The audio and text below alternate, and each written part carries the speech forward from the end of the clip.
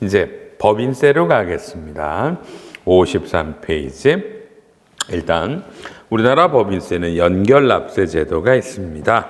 자, A 법인이 B 법인을 지배하고 있을 때 A 법인은 이익이 나서 세금을 내는데 B 법인은 결손이면 낼 게 없죠. 그래서 연결납세라면 둘을 합하니까 이쪽의 결손금이 이쪽의 이익과 당연히 상계가 돼서 세금을 적게 내는 게 연결납세 제도입니다. 지배기업, 중소기업을 하나로 보죠.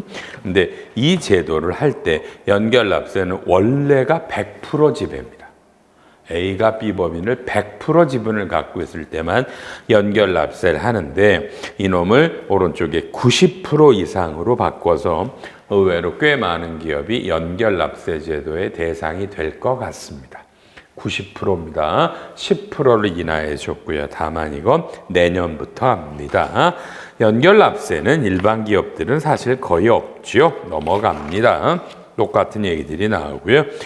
2번에 비영리법인 수익사업에서 제외되는 혈액사업이 있습니다. 그렇죠?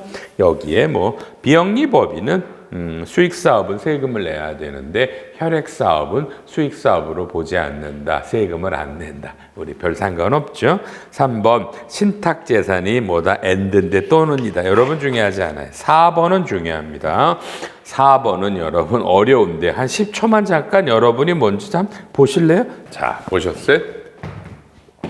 이제 칠판을 보세요. 보세요. 회사가 자기 주식이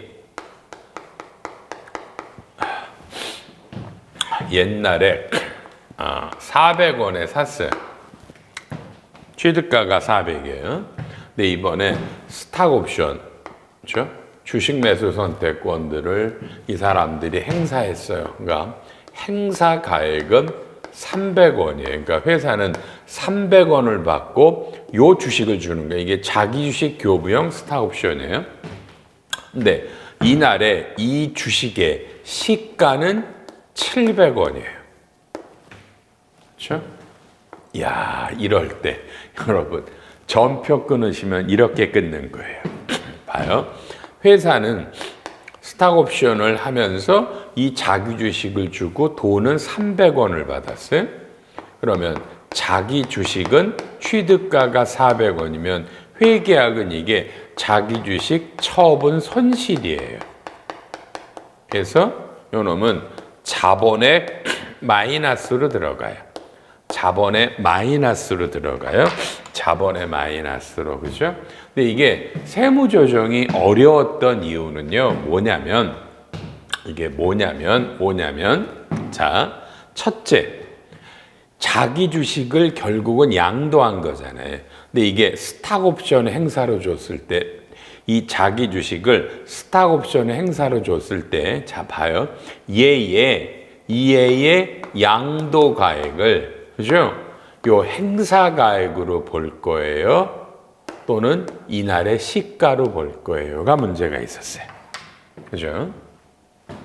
이걸 양도 가액을 행사 가액으로 보면 요게 맞아. 요게 맞는 거예요.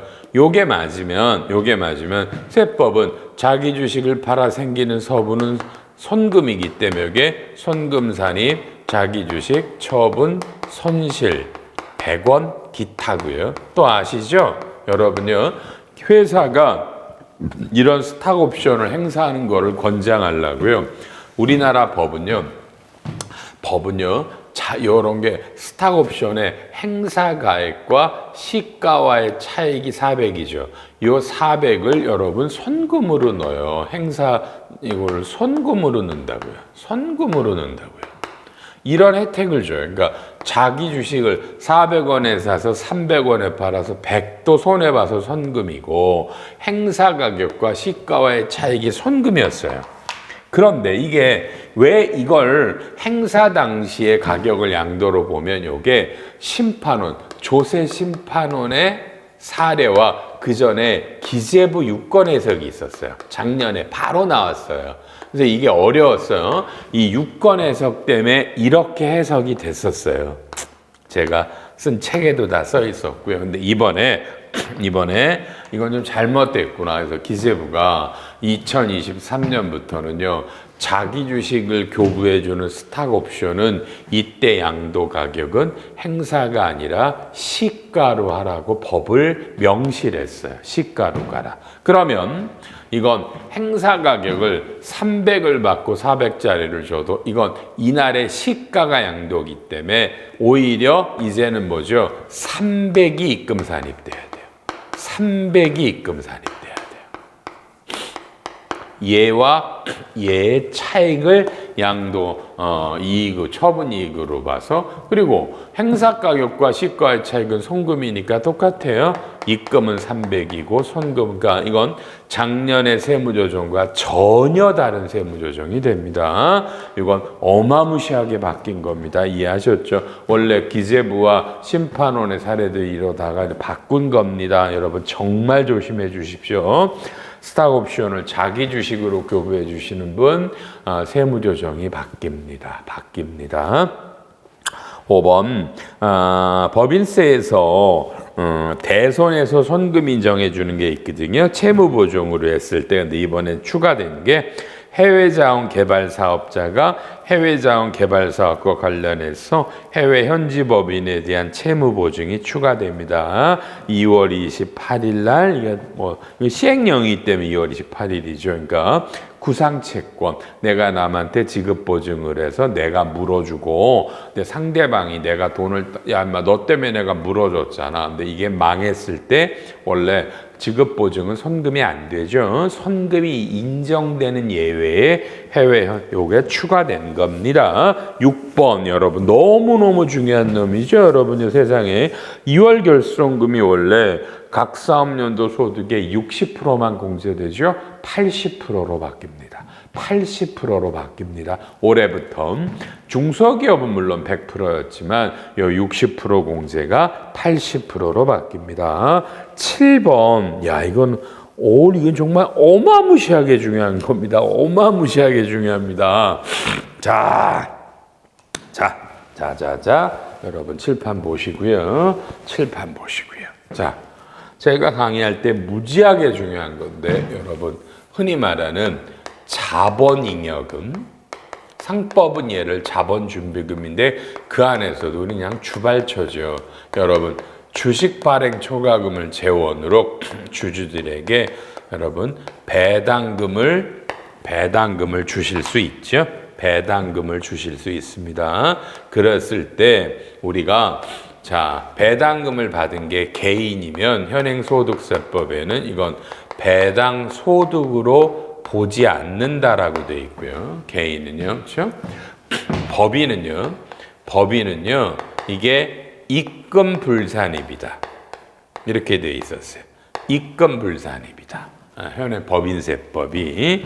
자, 그래서 우리가 물론 이건 세법이 인정하는 주발처인데 세법이 인정하는 주식 발행 초과금을 재원으로 법인에게 배당금을 주면 입금 불산입이었었어요. 2022년까지. 그런데 이게 봐요. 만약에 배당금을 100원을 받았다 그러면 입금 불산이 100원인데 잘 봐요. 소득 처분이 마이너스 유보였어요. 이게 국세청도 기재부도 유권 해석이 있어서 요 놈을 마이너스 유보예요. 자, 그러면 이 말은 이제 취득 출자 금액의 환급으로 보기 때문에 그러면 이렇게 해놓으면 요건 나중에 회사가 이 회사 주식을 매각을 하면 내가 갖고 있는 주식을 매각하면 이놈을 입금 산입하라는 뜻이에요. 지금 거기다 제가 써놨죠. 그죠? 오른쪽에 기재부 유권 해석하고 국세청 유권 해석 두 개를 써놨어요. 양쪽 다 마이너스 유보라는 거예요. 나중에 과세하자. 근데 이번에 2023년에 아주 획기적으로 법을 바꿔요. 빨리 보세요. 어떻게 바꿨어요? 이제부터는 입금 불산입은 맞는데 내가 출자한 금액을 한도로 입금 불산입이다. 그럼 볼게요. 여기가 A라는 법인이고 지금 B라는 법인에게 출자를 해서 여기서 주식 발행 초과금 우리한테 배당금을 주는데 그죠? 출자 금액이 60인데 이번에 배당금을 100을 주면 작년에는 전액 다 100이다 입금 물산입이고 소득 처분이 마이너스 유보인데 올해는 출자 금액 한도니까 올해는 입금 물산입이 60이에요. 어마어마하게 달라졌어요. 그 다음에가 문제가 되는 거예요. 자, 그 다음에 그러면 이것도 소득 처분이 마이너스 유보냐 아니면 이건 올해부터는 기타냐? 요 문제 하나. 둘째, 2022년까지는 기재부랑 국세청의 유권 해석으로 마이너스 유보면 올해 이후에 이걸 팔면 진짜 입금 산입을 해야 되냐라는 두 가지 문제가 부딪혀요. 이건 여러분과 제가 해결할 수 없어요. 이건 누군가가 기재부에 국세청에 물으셔서 올해부터는 출자 금액을 한도로 입금 불산입하면 올해부터는 소득 처분이 그냥 기타입니까? 마이너스 유보 아니죠? 아니면 올해도 마이너스 유보라 나중에 팔면 과세입니까? 이건 누군가가 질의하셔야 될 사항이고요. 혹시 이게 기타로 나오면 올해부터 기타입니까? 그럼 옛날 건 팔면 입금인가요? 아니면 옛날 것도 그냥 봐주시나요? 이 문제는 누군가가 반드시 국세청과 기재부랑 해결하셔야 될 사항입니다. 제가 해결 못해서 죄송하고요. 제가 물어보기가 애매해서 그렇습니다. 이건 그리고 물어본다고 될 게 아니라 이건 틀림없는 활자화된 명문화된 유권 해석으로 나오셔야 됩니다. 이건 너무너무 중요하고 맨날 물어보는 게 여러분 칠판 이거잖아요. 회계사님 개인은 어떻게 돼요? 개인은 올해도 소득세법은 전혀 개정이 없으니까 올해도 똑같이 소득으로 안 봐요. 이건 누가 물어보셨대요. 기재부분에게. 그래서 기재부 답변이 올해 법인세법을 한번 이렇게 바꿔보고 요거는 2024년부터 개인도 과세하려고 바꿀란다더라. 초과되면 출자 금액을 그렇게 구두로는 말씀하셨대. 어쨌든 주발초로 줘서 하려면 올해 받아가시는 게 맞겠죠. 그죠? 올해는 이렇게 되니까 지금 이건 너무너무 중요한 놈입니다. 검토해 주시고요.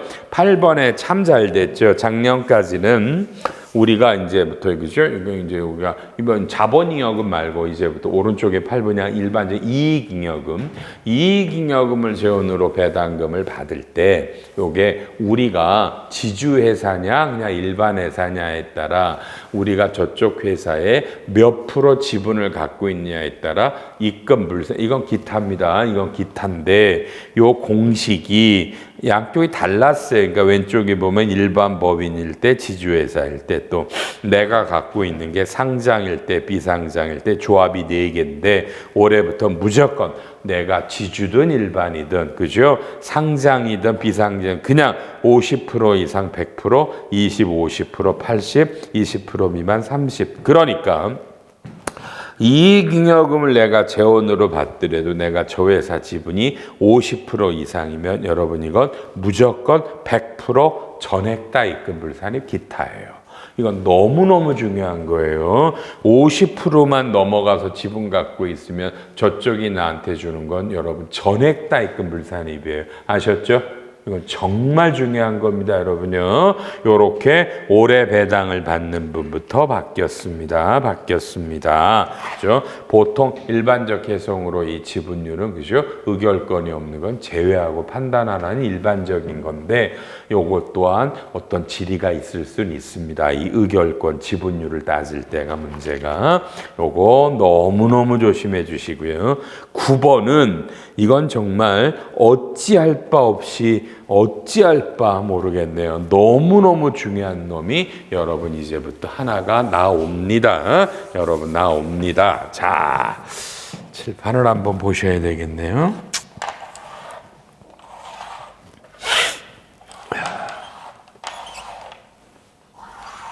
자, 칠판을 한번 보시면 지금 자 여기는 한국의 A라는 법인이고요. A라는 법인이고요. 그냥 제가 해볼까요? 프랑스에 B라는 법인이 있어요. 이걸 우리가 좋아요. 한 80% 정도를 출자한 해외 현지 법인이에요. 자회사예요. 자회사예요. 그럼 여기서 우리나라 법인에게 뭐예요, 여러분요? 배당금이 와요. 배당금이 10억이 오면 이제까지는 제가 어떻게 강의를 해드렸냐면 자, 한국과 프랑스 간의 조세 협약의 배당금은 제한세율이 10%예요. 그래서 이쪽에서 1억을 떼어서 프랑스 국세청에 1억 원을 내고 우리한테 9억이 와요. 9억이 오면 현금이 9억이 오고요. 이쪽에 배당금 수익이 10억이고 요 1억이 선납이 아니라 여러분 법인세 비용이에요. 법인세 비용. 요렇게 와요. 선납법인세 안 돼.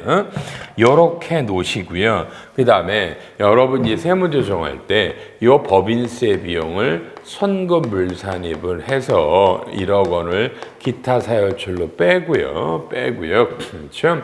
요 1억 원이라는 거를 우리가 보통 직접 그래서 직접 외국 납부 세액 공제로 여러분 1억 원을 외국 납부 세액 공제를 받아요. 외국 납부 세액 공제로 받습니다. 이 세액 공제는 반드시 한도가 있습니다. 한도가 있습니다. 한도는 이 회사의 산출세액분의 그렇죠? 분모가 과표분의 분자가 국외 원천 소득 이렇게 돼 있었어요. 그런데 이게 똑같이 좀 전에 했던 50% 이상의 지분율일 때 100% 입금 불산입은 우리나라 법인일 때죠. 그게 이중과세 방지거든요. 그래서 이건 외국의 현지 법인일 때도 여러분 이럴 때도 이중과세 방지이기 때문에 여러분 잘 아시죠? 간접 외국 납부세액 공제라는 제도가 있습니다. 간접 외국 납부세 공제 이렇게 합시다. 이 배당금을 주는 연도에 이쪽 법인이 벌어들인 돈이 만약에 100억이고요. 법인세로는 그죠? 30억을 냈다 그러면 공식이 이렇게 나오죠. 이쪽이 법인세에다가 소득에서 법인세를 빼고 배당금을 준 돈을 곱합니다. 그럼 세금이 30억에다가 100억에서 30억을 뺀 거에 10이다. 그렇죠? 그럼 30을 7로 나누죠? 그렇죠? 그러면 이게 4.5라고 그럴까요? 그냥 내 마음대로. 그죠? 요렇게 계산이 되면 요 놈을 우리 법인세 세무조정할 때 요 놈을 입금산입, 간접 외국납부세 공제, 기타 그렇죠? 이렇게 해서 요놈도 선금 물산입으로 들어왔고 요놈은 입금 산입을 하고요. 예? 그렇죠? 그 다음에 자 그래 놓고 요놈도 간접 외국납부세 공제도 요놈도 세액 공제니까 보시면 지금 직접 외국납부세액은 1억이었고요. 간접 외국납부세액은 4.5면 합하면 여기에 5.5를 법인세 산출세액에서 빼는 외국납부세액 공제인데, 그죠? 요게 한도가 있다고요. 그러니까 산출세액은 이 법인, 우리나라 법인 전체 산출세액과 전체 과표에 국외 원천소득은 잘 보시면 과표에 들어간 게 수입배당금 10억과 입금에 들어가는 사니까 요게 분자가 14.5예요. 그럼 요게 한도가 만약에 여러분 2.8이다. 거의 대부분 이 한도가 요 둘을 합한 5.5보다 적어요. 그러면 한도에 걸리니까 얼마가 2.7만큼은 공제가 안 되고 2월되죠. 요게 10년간 2월돼요. 10년간. 요게 외국납부세 공제 핵심이에요. 요게 그러니까 작년까지도 제가 강의하면 누누하게 이렇게 가르쳐서 간접 외국납부세 공제를 해서 입금 산입하고 직접과 간접을 합한 금액인데 한도가 있고 한도가 초과되는 건 올해는 요것만 세액 공제를 받고 2월 되는데 10년간 2월 돼 요렇게 배우신단 말이에요. 요렇게. 자, 그런데 이제부터 역사적인 게 바뀝니다. 이제부터 정말 죽이죠. 이제부터 여러분 칠판 보시면 이렇게 들어올 때 이제부터 직접이고 간접이고 여러분 그죠? 이런 게 없어요. 여기서 원천징수는 손금으로 인정을 안 해주지만 요 배당금 들어온 돈 있죠? 10억 있죠? 이놈을 입금 불산입합니다. 다만 95%만. 이 5%는 그냥 무시하신다면 여러분 어떤 느낌을 받으세요? 자, 이 해외에서 많은 돈을 벌었다. 물론 그 나라에다 세금을 내지만 이 해외에서 번 돈을 우리나라로 자금이 유입되죠. 유입될 때 이제까지는 프랑스가 제한세율로 10% 떼었고 나머지도 우리나라가 세금을 띈단 말이에요. 그러니까 우리나라 법인세율로 때리고 여기서 낸 돈의 일부를 빼주는 건데 이제부터는 이런 걸 안 하고 간접 외국납부세액 공제도 안 하고 이 외국납부세액 공제도 안 하고요. 그냥 이 금액을 쉽게 논리적으로 전액 다 입금불산입하겠다. 그러면 해외에서 번 수없이 많은 돈들이 우리나라 들어올 때 뭐예요? 결국 여기서는 10%만 과세하겠다. 우리나라가 세금을 여러분 안 걷겠다라는 거예요. 무슨 뜻일까? 이런 건데 느끼셨어요? 우리나라 지금 어려워요. 해외에서 번 돈들 우리나라로 유입해 달라는 거예요.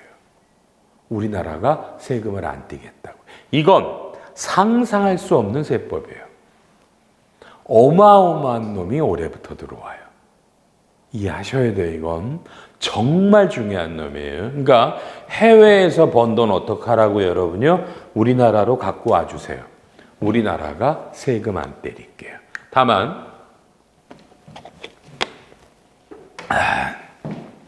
95%만 하는 이유는 이런 해외 현지 법인을 관리하기 위한 비용이 그냥 우리나라 내부적으로 비용이 한 5% 정도는 이미 손금으로 들어가서 이쪽 우리나라의 이익을 줄였을 거야. 해외 현지 법인 관리하는 인건비들로.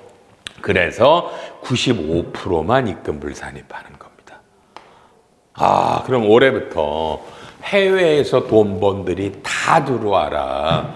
거기서 줄 때 원천징수 제한세를 띈 거 외에는 우리나라가 과세 안 할게. 이건 정말 대단한 법이라니까 여러분요. 이 법이 드디어 우리나라에 도입됐습니다. 우리나라가 엄청난 세수의 손해를 감수하고도 해외에서 이 돈들을 들여와 달라는 겁니다, 여러분요. 자, 그 대신에 요건이 있습니다. 요건이 동그라미 2번에 나옵니다. 이 외국의 자회사는 의결권이 있는 지분의 10% 이상이고 배당 기준일 현재 6개월 이상 보유합니다. 그러니까 여기서 지분율이 여기서 나오죠. 지분율이 10% 이상입니다. 10% 이상이셔야 되겠고요. 그다음에 이걸 보유하고 있는 기간이 여러분 배당 기준일이니까 보통 연말이죠. 연말 주주에게 배당금을 주니까 만약에 그 나라 법이 그러면 요 12월 말 현재로 6개월 이상의 이 주식을 보유하고 계시고 지분율이 10% 이상이라는 요건 일때 됩니다. 그럼 만약에 지분율이 10%가 안 넘으면 똑같이 이렇게 간접 외국납부세액을 구해서 입금산입하고 합쳐져서 외국납부세액 공제로 갑니다. 그러니까 이 배당금 수익에 대해서 외국 자회사 입금불산입이 적용이 안 되는 건 똑같이 직접과 간접의 외국납부세액 공제를 하시는 겁니다. 이해하셨죠, 여러분요? 요렇게 하시는 거고요.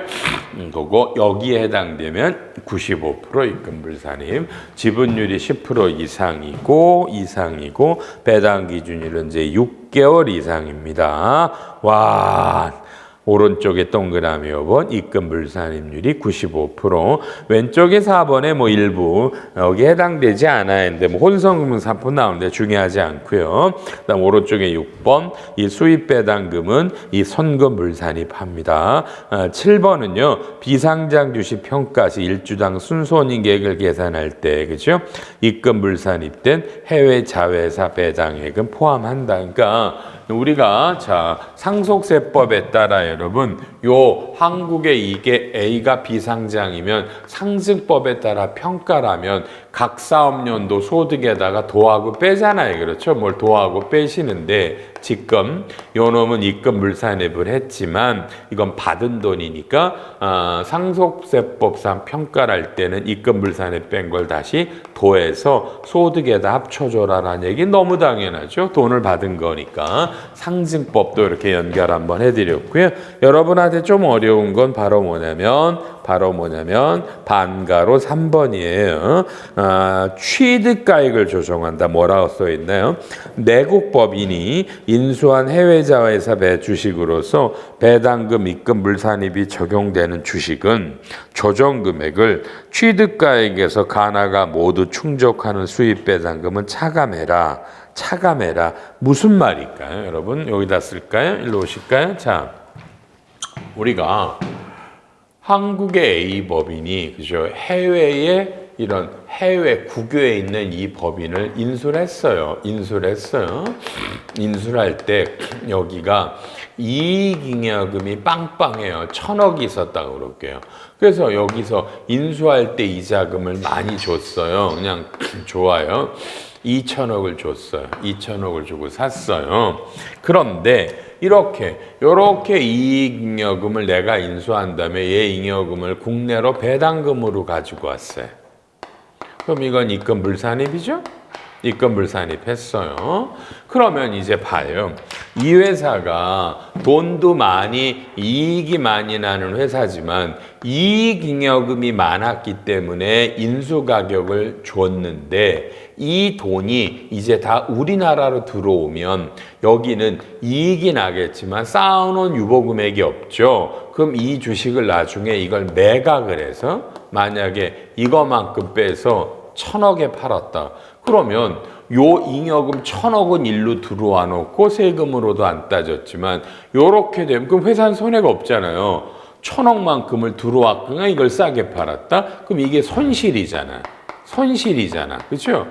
그러면 세법이 이걸 악용하는 사람이 있을 거다. 그래서 요럴 때 취득가액을 내가 취득가액이 2,000억이지만 배당금이 1,000억이 들어오면 취득가액을 뺀 1,000억으로 봐서 계산해서 처분 손익을 계산하겠다. 이건 당연할 거라고 봐줘요. 악용할 수 있기 때문에. 그래서 요게 또 다른 조문에서 요게 거론이 되고 있습니다. 어렵네요. 어쨌든 너무 중요한 겁니다.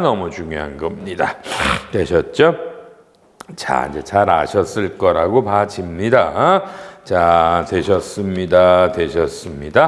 자, 이래서 이런 것들이 이건 너무 민감한 놈이 바뀌어서 이렇게 됐습니다. 자, 알아놓으시고요.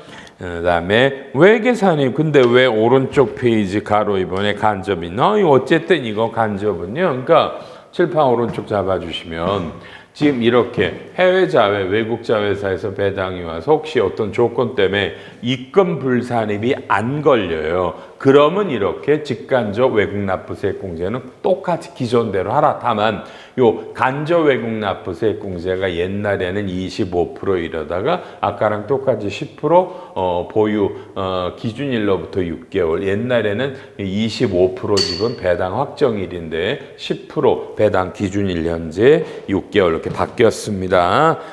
해당되는 게 거의 없을 거라고 보고요. 이렇게 됩니다. 10번 어려우셨죠? 근데 너무너무 민감하게 중요한 겁니다. 지금 하셨던 얘기들은요. 그러니까 올해 이 배당금, 자본잉여금을 배당으로 주는 거 아까 문제 하나, 이익 배당금으로 줬을 때 입금 불산입 비율이 바뀐 거, 그다음에 해외 외국 자회사가 배당 줄 때 95% 입금 불산. 요 세 가지가 너무 민감하게 바뀌었습니다. 너무너무 조심해 주시길 바랍니다.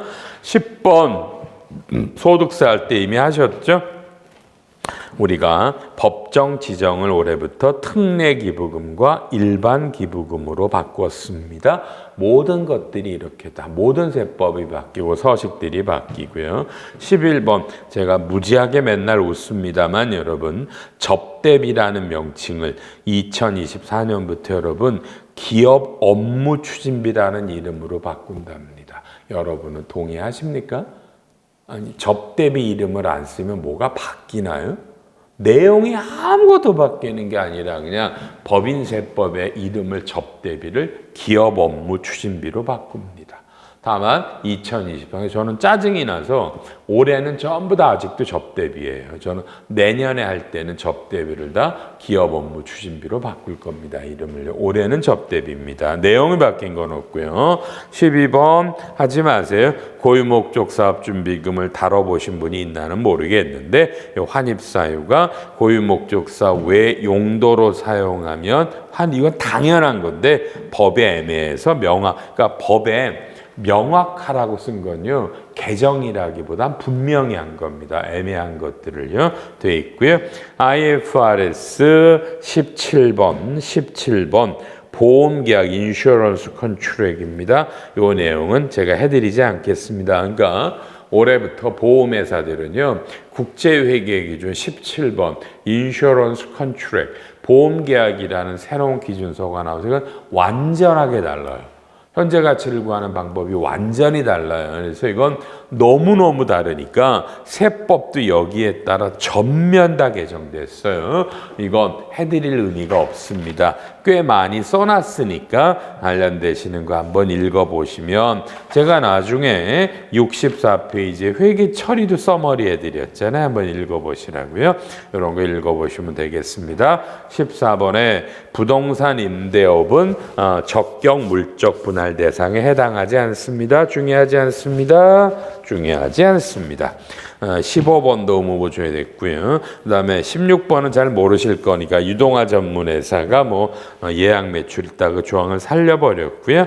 보지 마세요. 이건 어려워서 실질 귀속자 명세를 내달라고 또 돼 있습니다. 이건 참 어쨌든 66페이지에 적용 시기가 위에 3번의 유동화 전문회사 이건 소득공제가 되거든요. 근데 올 때 소득공제 신고 신청서를 낼 때 실질 귀속자 명세를 작성내는데 요거는 올해 3월 달이니까 2022년 법인세 신고할 때부터 냅니다.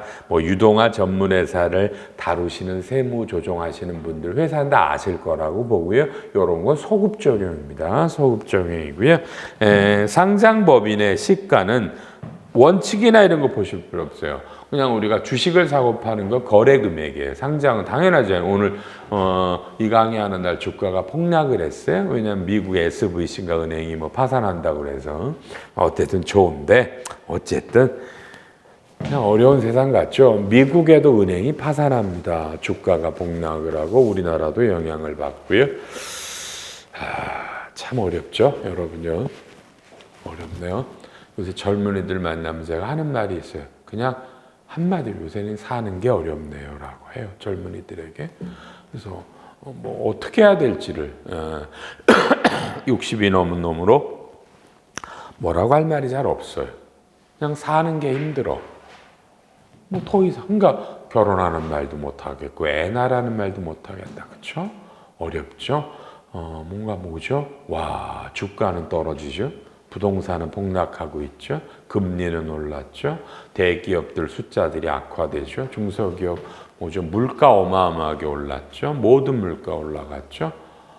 이렇게 최악의 상황을 제 60평생에 잘 기억이 잘 안 나요. IMF도 있었고 금융위기도 다 겪어봤는데 참 어려울 때네요.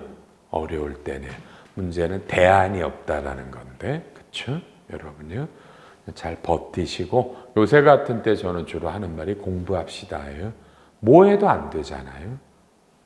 직장 그만둘 수도 없잖아요. 뭐 해도 될 게 자영업을 해도 될 게 없으니까 요새 같은 때 공부하시고요. 그렇죠? 많이 공부하시는 이때가 제일 좋을 것 같아서요. 참 어렵네요.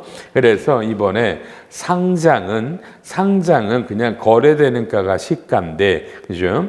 왼쪽에 보면 경영권 이전을 수반한다 그러면 이게 상속세법을 준용해서, 그죠? 20%를 할증해요. 시가를. 그러니까 시가를 할증합니다.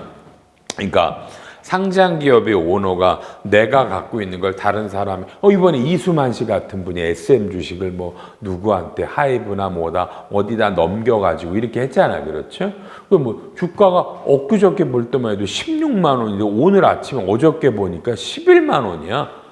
한 이틀 사이에 그렇게 5만 원이 빠지네요. 그죠? 주가 무섭죠? 공개 매수들 들어가고 막 이렇게 들어가는데, 이래서 경영권을 넘어가면 그런 종가나 이런 금액의 20%를 할증하니까, 이수만 씨는 SM의 대주주잖아요. 주식을 팔았으면 양도소득세를 낸다라는 얘기입니다. 내는데 양도 금액일 때는 뭐 이런 할증을 하라는 얘기인데, 시가를 산정할 때 문제는 오른쪽에요. 시가를 할증 20%를 할증하는데 할증 안 하는 게 밑에 점 보세요. 중소기업과 중견기업은 할증 안 해. 이건 중요한 거예요. 그러니까 이 중소기업은요, 여러분이 아는 중소기업 기본법상 중소기업인데, 중견기업은 여러분이 아는 세법상 중견이 아니어서 가로 안에 직전 3년 평균 매출액이 5천억 미만일 때, 그러니까 작년에는 중견 기업은 경영권이 넘어갈 때 할증이 되는데, 여러분 올해부터는 할증하지 않습니다. 그런데 이 중견은 우리가 법인세 조정할 때 직전 3년 평균 매출액이 3천억이 아니라, 이건 중소기업 기본법처럼 중견 기업을 정의하는 별도 법이 있거든요. 거기에 직전 3년 평균 매출액이 5천억으로 뜹니다. 그겁니다. 오른쪽에 18번 너무 어려워서 안 합니다. 배당 가능이 더 많은 걸 뭐 배당했을 때인데 2월이 된다더라. 중요하지 않고요. 19번 여러분 법인세 세율이 여러분 그죠? 여러분 법인세 세율이 인하됩니다.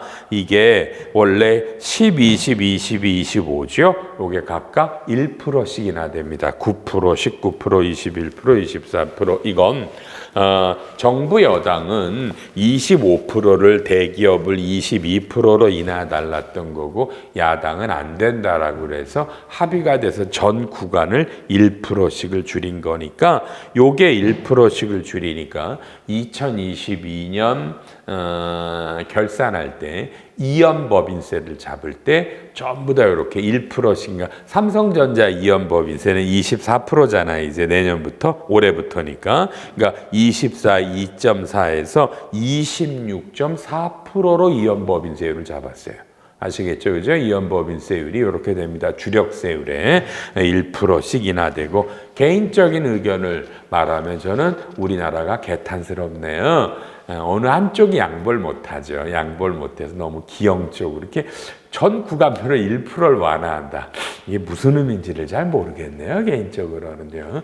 옳고 그름이 아니라 그냥 좀 답답한 면이 있어서, 어쨌든 올해부터는 법인세 세율이 전 구간별로 1%씩 줄고, 그러니까 미리면 지방소득세도 똑같아요. 그러니까 9%, 0.9%, 19%, 1.9%, 21%, 2.1%, 24%, 2.4예요. 지방세법도 바뀌어요. 이 강의할 때 지방세법은 아직 국회 통과가 안 됐어요. 근데 입법 예고가 다 똑같이 요구의 10%입니다. 그래서 지방세도 다 1%. 개인소득세도 아까 구간이 바뀌었잖아요. 1200, 2400, 4000, 5000 그거별로 똑같이 지방세 똑같이 바뀝니다.